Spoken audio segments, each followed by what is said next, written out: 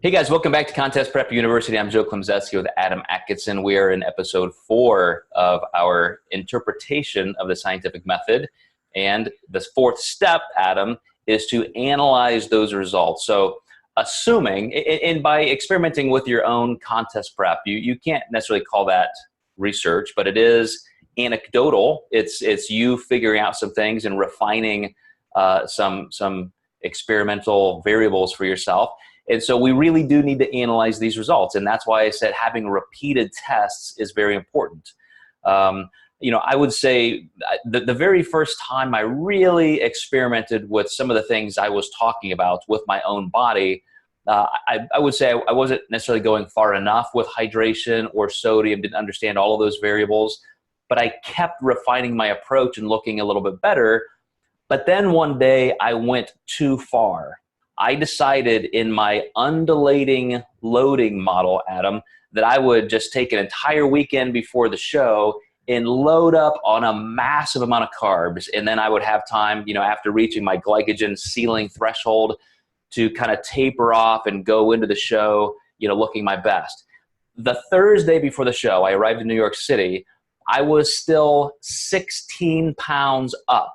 And that's from a morning weight to an afternoon weight, so throw in an extra 5 or so on that. But let's say 10 pounds of glycogen in water. A gallon of water weighs about 8.5 pounds. So that's not an insane amount. But clearly, as you can imagine, I was pretty spilled over and soft looking and so forth. And so because I was kind of rolling the dice and experimenting all the way, into a show, I missed my chance of looking my best, but at least that gave me one big data point to analyze. And I could say, okay, there is a ceiling to this. And I know we were talking about burgers and fries, and this is more to do with just general carbohydrate, but you have to be able to analyze results in a way that gives you real empirical data as much as possible.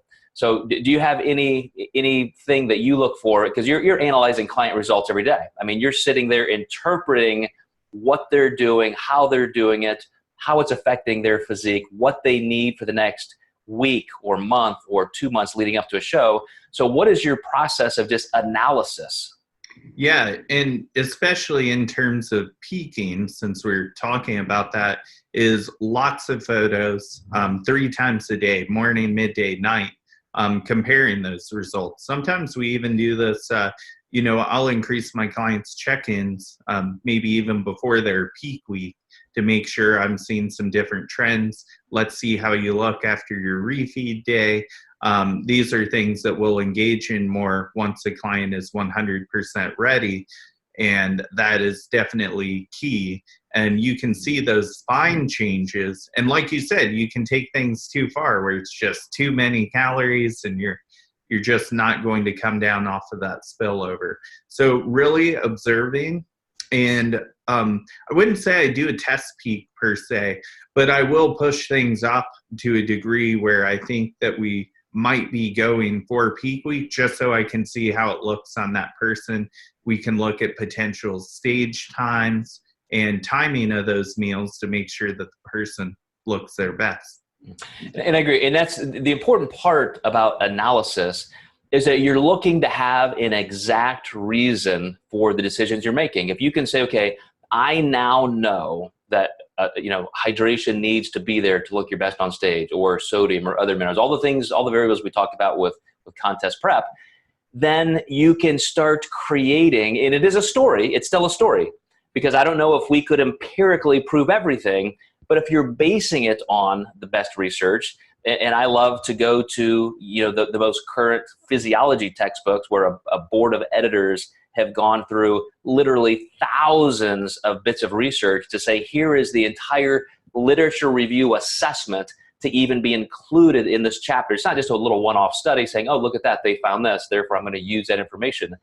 And so I think every time we create a data point of analysis for a client, it really helps in the long term of their approach. I mean, you're learning something about that client that has some application to other clients, but in different contexts. Because again, biology is very dynamic. Our genetics are all very different.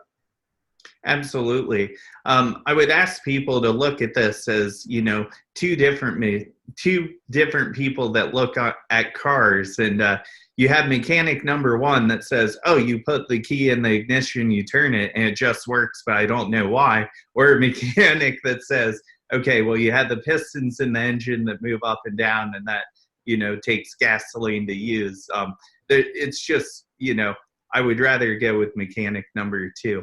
There you go. There you go. All right, guys. So we're gonna wrap this up. In the next episode, we're gonna talk about what to do with all this. You've created an observation. You've tested a hypothesis. You've gathered results. What are we gonna do with it now? So stay tuned, and we'll see you next time in Contest Prep University.